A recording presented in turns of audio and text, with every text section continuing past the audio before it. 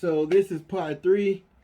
I gotta get it some storage on my phones. So I'm running out or delete some stuff. So I gotta get a new SIM card so I can have some more storage. So what I was saying, if I can get back to it. So part three, just to finish this.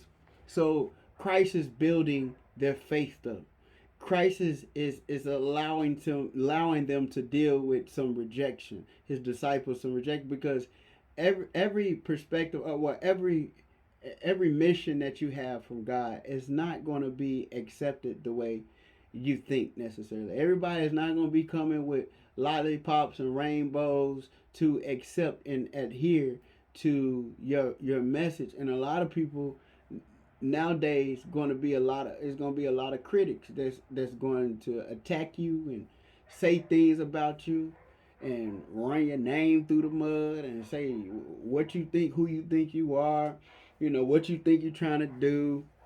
And you can't allow these outside um, distractions to stop you from what saith the Lord. So are people more important than the value God has for you? So if God if you trying to be used by God, or God want to use you, you have to be transparent enough to you know move when He say move. A lot of times we are looking for a sign.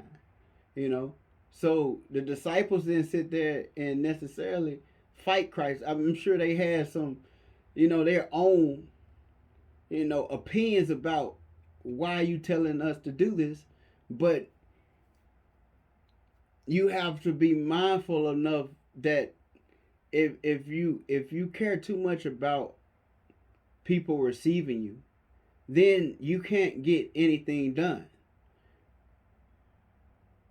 When you care too much about how the person receives, because then you become selfish, and you become selfish because you're not even recognizing necessarily that you're becoming selfish.